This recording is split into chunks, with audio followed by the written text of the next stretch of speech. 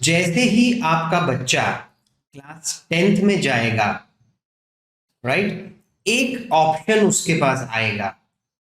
Maths में आपके teachers पूछेंगे कि क्या आपके बच्चे को बेसिक लेना चाहिए या आपके बच्चे को स्टैंडर्ड मैथ्स लेना चाहिए। What is this? क्या है ये? 10th में बोर्ड एग्जाम्स में nowadays we have got two papers coming for maths. One is basic and one is standard. ठीक है, ये दो पेपर आते हैं मैथ्स के। आपका बच्चा कोई एक पेपर अटेम्प्ट करता है इनमें से। हमारे टाइम पे ये चॉइस नहीं थी, हमारे टाइम पे एक ही पेपर आता था जिसको आजकल इन लोग स्टैंडर्ड बोलते हैं। बट अब एक और पेपर आता है जिसे बेसिक बोला जाता है। Sir what is the basic difference between them? The main basic difference between these two paper is the difficulty level. Standard moderate difficulty level का होता है, जैसा हमने अटेम्प्ट किया था अपने टाइम पर। बेसिक पेपर जो है वो थोड़ा और कम लेवल का होता है, जिसमें थोड़े कॉम्प्लिकेटेड क्वेश्चन थोड़े से कम आते हैं और आपका बेसिक नॉलेज ही सिर्फ टेस्ट किया जाता है। ओके, तो क्वेश्चन आता है सामने फिर, सर ये किया क्यों? Why this was created? That is our second question, why it was created. See, शायद ऐसा होता था कि क्लास 10th में बिकॉज ऑफ मैथ्स, आप मानेंगे इस चीज को, मैथ्स एक डिफिकल्ट सब्जेक्ट होता है बहुत सारे बच्चों के लिए, डिसाइडिंग सब्जेक्ट हुआ करता है कि मैथ्स में बच्चे फेल हो जाते हैं। तो शायद उन्होंने सोचा कि मैथ्स के पेपर की डिफिकल्टी लेवल अगर कम कर दी जाए सबके लिए तो गलत बात हो जाएगी। तो दो पेपर बना दिए गए। वो बच्चे जो मैथ्स में बहुत कमजोर हैं, ध्यान से सुनना, बहुत कमजोर है, पेरेंट्स आपको पता है आपका बच्चा मैथ्स में कमजोर है या नहीं, ये कब से शुरू हो जाता है? स्टैंडर्ड 3, 4, 5 से ही शुरू हो जाता है। बच्चा प्लस नहीं कर पाता, multiply, divide, multiplication, word problem समझने में उसे बचपन से प्रॉब्लम होती है। 6, 7, 8 में आते आते प्रॉब्लम और ज्यादा बढ़ जाती है। Rational number, natural number, whole number, algebra, geometry, mensuration, probability, जैसे जैसे ये टॉपिक्स आगे बढ़ते जाते हैं बच्चे की डिफिकल्टी और बढ़ती जाती है। आप जब भी पीटीएम में गए होंगे, जब भी उसका मार्कशीट आपने देखी होगी, तो आपको पता होगा कि एक बेसिक वाला जो बच्चा है उसने मैथ्स में कॉन्स्टेंटली अच्छा परफॉर्म नहीं किया होगा।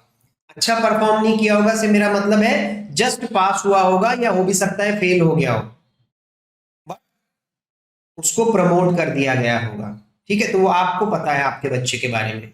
बेसिक बच्चा बहुत कमजोर है, मैथ्स को 10th स्टैंडर्ड के लेवल पे हैंडल नहीं कर सकता है, हो सकता है शायद वो 10th में मैथ्स में फेल भी हो जाए। Is struggling through out his life, अभी तक आपने देखा होगा कि वो स्ट्रगल कर रहा होगा। तो ऐसे बच्चों को 10th स्टैंडर्ड में थोड़ा इजी करने के लिए, पास कराने के लिए, सिर्फ मैथ सब्जेक्ट में ऐसा एक ऑप्शन है कि बेसिक और स्टैंडर्ड दो टाइप के पेपर आते हैं।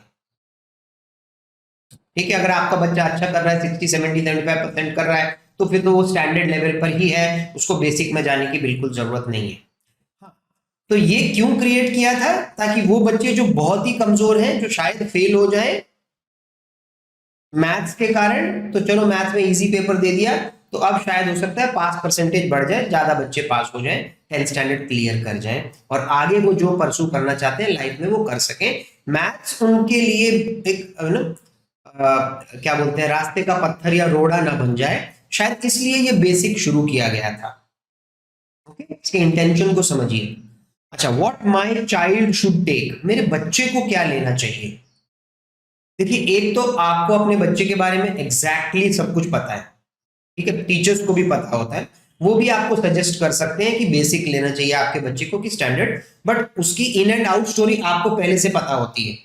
अगर हर साल यही होता है कि मेरा बच्चा इस बार पास होगा क्या, मैथ्स में फिर से फेल हो जाएगा क्या, बेसिक की तरफ जाना चाहिए।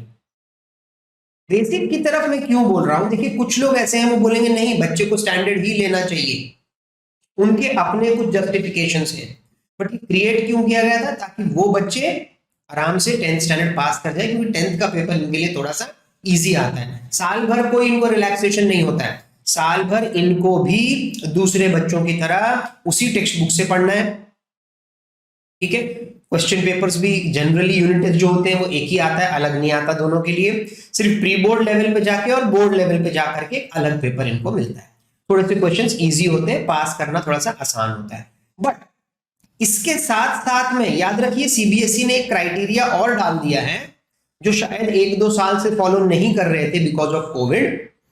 उन्होंने क्राइटेरिया दे दिया कि अगर आपके बच्चे ने बेसिक लिया है, 10th में बेसिक मैथ्स लिया है, तो 11th में वो बच्चा मैथ्स नहीं ले सकता। बट ऑब्वियस बच्चा मर मर के पास हो रहा था वो 10th तक।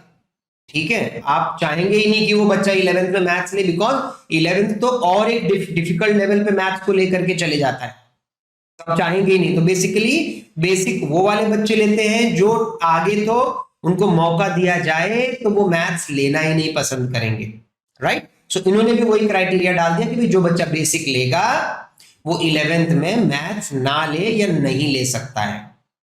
Getting my point. जैसा मैंने आपको बोला 1-2 साल कोविड के कारण इसको रिलैक्सेशन दे दिया था कि अगर इस साल अगर आप बेसिक भी कर रहे हैं या स्टैंडर्ड भी कर रहे हैं तो आप 11th में मैथ्स ले सकते हैं। बट देखिए पेरेंट्स और बच्चों समझने की कोशिश करो, अगर आपका मैथ्स वीक है, plus minus multiply divide decimal आपके लिए बहुत बड़ी प्रॉब्लम होती है, परसेंटेज बहुत बड़ी प्रॉब्लम होती है, रेशियो सब कुछ आपको नहीं पसंद है, आप नहीं लेंगे फिर मैथ्स अननेसेसरी, क्योंकि 11th में तो सब चीजें बहुत आगे के लेवल पे चली जाती है, differentiation, integration, trigonometry, okay, statistics, सब कुछ नेक्स्ट लेवल पे चला जाता है। तो बच्चा अगर बेसिक्स चीजें ही नहीं कर पा रहा था तो आगे बिल्कुल नहीं कर पाएगा और फेल हो जाएगा या बहुत बुरी तरह से स्ट्रगल करेगा।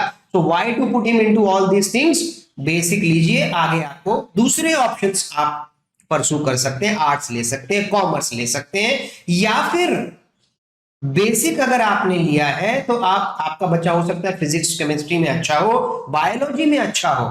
तो आजकल क्या कर रहे हैं कुछ बच्चे लोग इस बेसिक का 10th में, no doubt they are good in maths but they are taking basic, why, because उनका कॉन्सेप्ट क्लियर है कि उन्हें 11th में आगे जाकर के साइंस ही लेना है, साइंस में भी उन्हें बायोलॉजी लेना है, पीसीबी लेना है।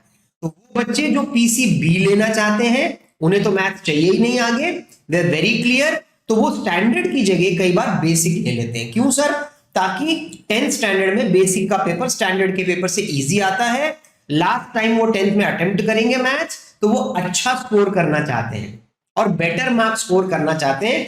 तो दो ही टाइप के बच्चे बेसिक लेते हैं, या तो वो जो बहुत वीक है वो बेसिक लेते हैं, ठीक है, जिनको आगे मैथ्स नहीं चाहिए, या साइंस के वो बच्चे जो पीसीबी लेंगे, जो कि नीट की तरफ जाएंगे, डॉक्टर्स की तरफ जाएंगे, वो भी कई बार बेसिक ले लेते हैं, सबके सब नहीं बट कुछ बेसिक ले लेते हैं ताकि मैथ 10th के लेवल का इजी पेपर आए, वो ज्यादा स्कोर कर सके, परसेंटेज ज्यादा आए 10th में, ताकि 11th में जो वो स्कूल लेना चाहते हैं वो स्कूल में कट ऑफ परसेंटेज, अगर टोटल परसेंटेज देखी जाती है तो वहां ज्यादा स्कोर करके उनके ऑप्शंस ज्यादा हो जाएंगे, वहां पे परसेंटेज उनकी प्रोबेबिलिटी ज्यादा हो जाएगी उस स्कूल में एडमिशन लेने की, और कुछ नहीं।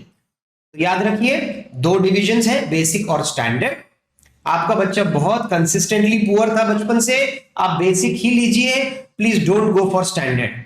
बच्चे के ऊपर बहुत हेल्प हो जाएगी, आगे उससे मैथ्स नहीं सॉल्व होगा, लाइफ में और ऑप्शंस बहुत हैं। जैसा मैंने आपको बोला साइंस में भी पीसीबी का ऑप्शन है, कॉमर्स है विदाउट मैथ्स, आर्ट्स है। अभी तक बच्चा अच्छा नहीं कर रहा है, 10th में अचानक से मैजिक नहीं हो जाएगा, ठीक है, कि वो आगे जाके बहुत जबरदस्त परफॉर्म करने लग जाएगा, नहीं, उसके बेसिक्स ही इतने वीक हैं कि वो आगे नहीं झेल पाएगा difficulty of maths at 11th and 12th level. So take a decision, think, because teachers आपको बोलेंगे इनमें से कौन सा ऑप्शन आपको चाहिए, तो एक चॉइस आप करिए। अभी से आपको बता दिया गया है, वो आपको ज्यादा टाइम नहीं देंगे, बट आप एक चॉइस करिए। हो सकता है आप जाकर के बच्चे के ट्यूशन टीचर से भी बात कर सकते हैं, या ऐसा टीचर जिसने उसको 2-3 साल से देखा होगा, क्लास टीचर्स, वहां भी जाके आप पूछ सकते हैं आपका क्या एम है, आगे बच्चे को इंजीनियरिंग करवानी है क्या, या मेडिकल करवाना है क्या, या कुछ और करवाना है क्या, उसके बेसिस पे भी आप एक डिसीजन ले सकते हैं। मेरा ये वीडियो बनाने का मकसद ये था कि आपको पहले से ये दोनों चीजों के बारे में कुछ बातें बता दूं, ताकि आप एक सही डिसीजन अपने बच्चे के लिए ले सकें। Thank you.